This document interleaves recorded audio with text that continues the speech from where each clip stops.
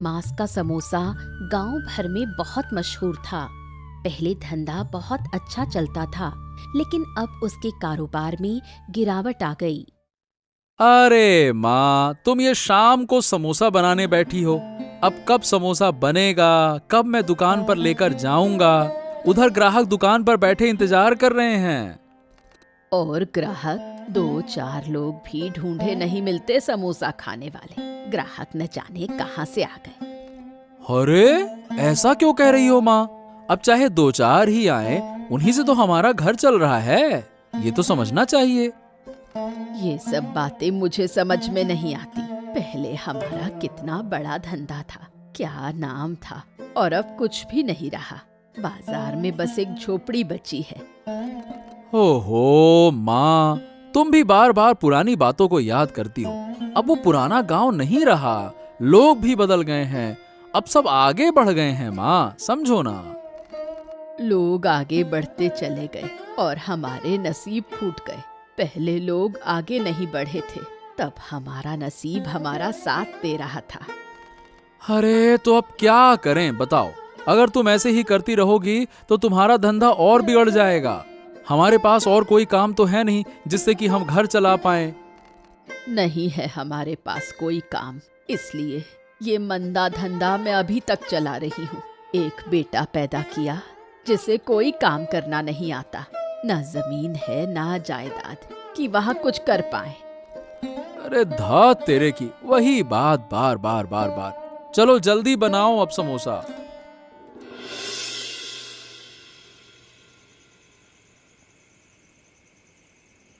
देखा बहू, पूरा दिन कितना काम किया। शाम से समोसे बेच रहे हैं, फिर भी इतने से पैसे इकट्ठे हुए। ये देखकर मन बहुत टूट जाता है। अब तो ये धंधा करने का मन ही नहीं करता। फिर भी आज पैसे ज्यादा हुए हैं, घर में काम आएंगे। घर में चावल दाल कुछ नहीं है माँ। दाल लाएगी तो बकरे का मांस कहाँ से लाएगी? बिना मांस के समोसा कैसे बनेगा? अगर थोड़े पैसे ज्यादा हुए तो उसके चावल दाल लाएंगे और जो बचेगा उससे मांस लाएंगे। ऐसे ही तो दिन कट रहे हैं। कितने दिन हो गए, मेरा भी फल खाने का मन करता है। मैंने कितनी बार तेरे पति से कहा, लेकिन उसने कभी मेरी बात सुनी ही नहीं। समझ रही हूँ माँ, आपकी उम्र हो गई है, अच्छा बुरा खाने का मन करता है, लेकिन हमारा दुर्भाग्य है कि आपको अच्छा खिलाने की हालत पे नहीं है। ये सब कहने से क्या होगा? आप चिंता मत कीजिए माँ, कुछ दिन रुकिए। मैं पैसे बचाकर आपको फल जरूर खिलाऊंगी। कैसे बचाएगी बहू? घर का हाल तो मैं देख रही हूँ। एक पैसा भी ज्यादा नहीं आता। जिस दिन आता है उसी दिन दूसरे कामों में चला जाता है। मुझे लगता है अगर हमारी समोसे की दुकान को नया बना पाते तो शायद लोग थोड़े और ज्यादा आते। हाँ, ये बात तो मेरे मन में भी आती है। हमारी दुकान पुरानी और जर्जर हो गई है। लोग कहते हैं सड़ी गली दुकान है, इसलिए आते भी नहीं। देखते हैं कब दुकान को नया बना पाएंगे। अच्छा बहू, हिसाब हो गया तो जाकर सो जाओ। बहुत रात हो गई है। सुबह जल्दी उठकर फिर से समोसे बनाने होंगे। कैलाश को कहना सुबह सुबह बाजार से ताज़ा बकरे का मांस ले आए। अचानक पूरे गांव में एक खबर फैल जाती है। चंद्रशेखर बाबू कहते हैं कि बूढ़ी अपने समोसों में सड़ा हुआ मांस इस्तेमाल करती है। अरे मीनाक्षी, सुना तूने? गांव में हंगामा मचा है। चंद्रशेखर बाबू कह रहे थे बूढ़ी अपने समोसे में सड़ा मांस डालती है। सोच सकती है? क्या कह रही है? अगर सच में ऐसा हुआ तो बहुत मुसीबत होगी। सोच, हम इतने दिन से सड़ा मांस खा रहे थे। मुझे तो ऐसा नहीं लगता। हम सालों से उनके समोसे खा रहे हैं, कभी स्वाद में फर्क नहीं पड़ा। तो क्या चंद्रशेखर बाबू झूठ बोल रहे हैं? पता नहीं, लेकिन चंद्रशेखर बाबू तो झूठ बोलने वाले आदमी नहीं। वो क्यों बेकार बूढ़ी पर झूठा इल्जाम लगाएंगे? किस पर विश्वास करें, कुछ समझ नहीं आता। इतने साल से समोसा खा रहे हैं, कभी किसी को तकलीफ नहीं हुई। अगर सच में सड़ा मांस होता तो हम सब बीमार हो चुके होते। कभी लगता है चंद्रशेखर बाबू सही हैं, करें तो क्या करें? जब तक सच्चाई सामने नहीं आती, मैं समोसा खाना बंद कर दूंगी। अगर सबने समोसा खाना बंद कर दिया तो बूढ़ी का परिवार कैसे चलेगा? उसी पर उनका पूरा घर चलता है। लेकिन हमारे पास और चारा भी तो नहीं, जानबूझकर तो सड़ा समोसा खा नहीं सकते। हाँ, सही कह रही है, तो चल कुछ दिन के लिए समोसे छोड़ देते हैं, मामला साफ होगा तो फिर खाएंगे। और भाई हरेन, तेरे घर के क्या हाल चाल हैं? बता बता बता भाई, बीवी के साथ सब ठीक ठाक तो चल रहा है ना? हाँ? अरे कहाँ ठीक है भाई, दिन रात बीवी के ताने बाने से मर रहा हूँ। सोच, रात को अगर मैं ना बजाऊं तो मेरी खर्राटों की आवाज बांसुरी जैसे कैसे हो सकती है, बता भला। लेकिन मेरी बीवी कहती है कि मेरे खर्राटे बांसुरी जैसे बजते हैं और पूरा गांव सुन लेता है, बता भला। अच्छा, और ये सिर्फ तेरी बीवी ही नहीं कहती है भाई, पूरे गांव में फैला दिया है कह कह के उसने। हाँ और उसने तो ये भी कहा है कि तू नींद में हाथ पांव मारता है। हाय राम, वैसे ये सच है। पता है, उस दिन नींद में मैं पैर मार बैठा यार, और बीवी मेरी नीचे गिर गई।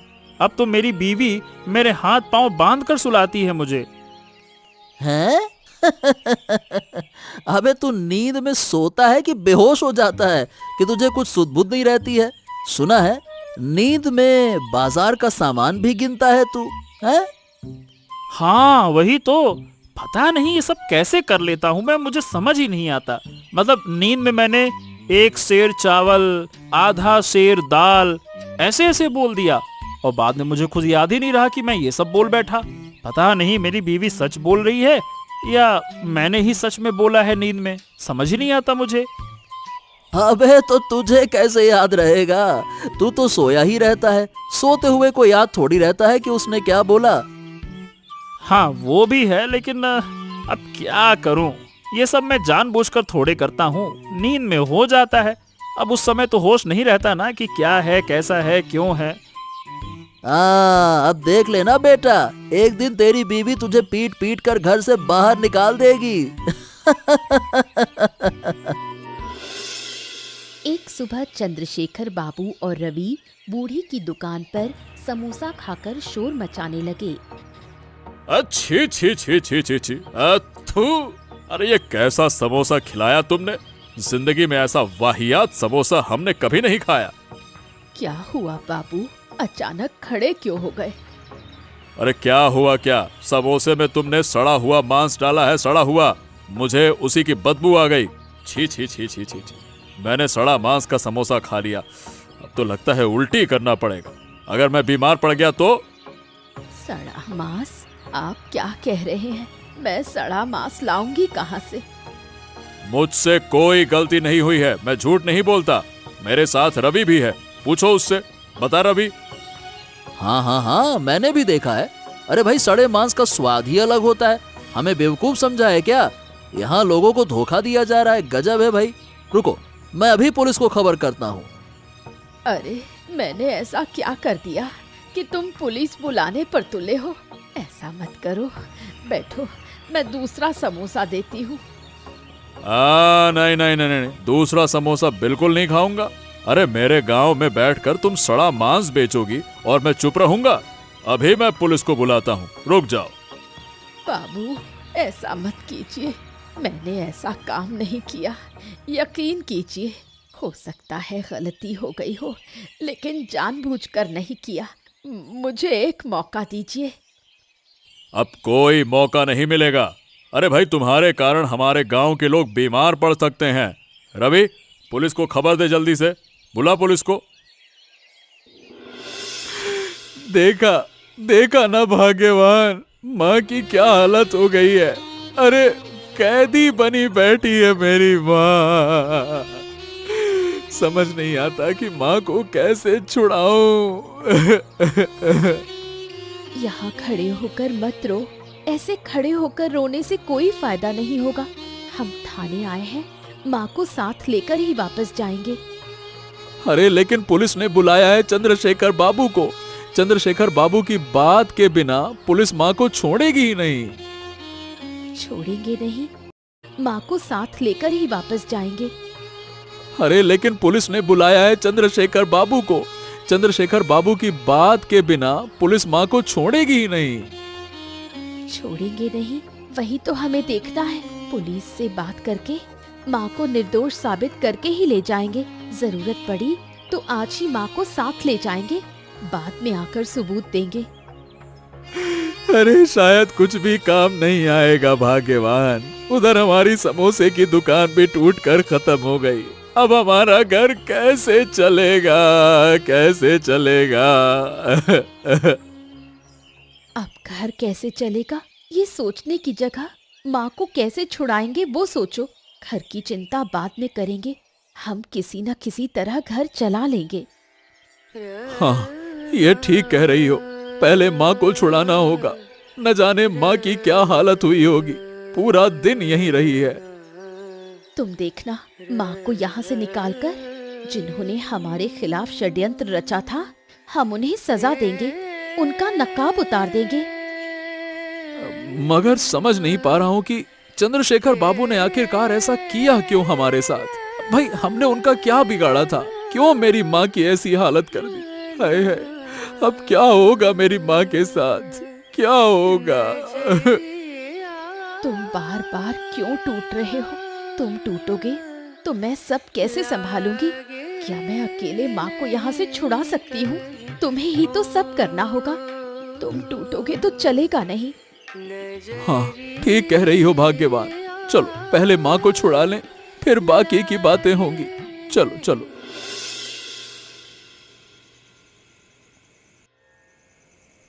जेल से लौटकर बूढ़ी जैसे स्तब्ध हो गई। समझ नहीं पा रही थी कि कैसे क्या हो गया। सब कुछ खोकर बूढ़ी अब असहाय हो गई। क्या माँ, बहुत रात हो गई है, अब तक तुम ऐसे ही बैठी हो? क्या बात है, तुम्हें बहुत दुख हुआ है क्या? क्या कहूँ बेटा, मेरे साथ इतना बड़ा हादसा हो गया। इतने सालों के व्यापारिक जीवन में कभी ऐसा नहीं हुआ। मेरी इज्जत ही चली गई। ओहो माँ, ये सब मत सोचो।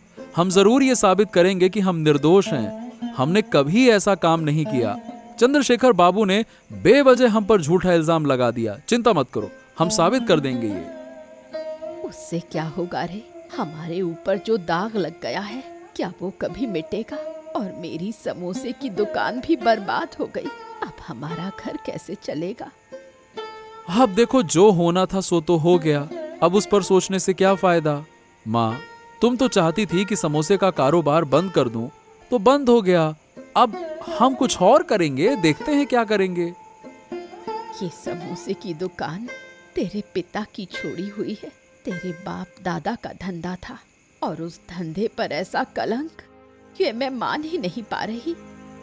ओहो, तुम चिंता मत करो। अगर तुम चाहो तो ये समोसे का व्यापार मैं कभी बंद नहीं होने दूंगा। उस चंद्रशेखर बाबू को तो मैं सबक सिखाऊंगा। क्यों उसने हमारे खिलाफ षड्यंत्र किया, ये तो मैं निकाल के रहूंगा। हाँ, उनसे पंगा मत लेना बेटा, वरना मेरे जैसी हालत होगी। फिर सब कुछ खोकर क्या करेंगे? तू ही तो मेरा सहारा है। माँ, हम ऐसा रास्ता निकालेंगे कि चंद्रशेखर बाबू हारेगा भी और हमारा नुकसान भी नहीं होगा। अगर कर सको तो करना। किसी भी हाल में तेरे पिता का कारोबार बचाना ही होगा।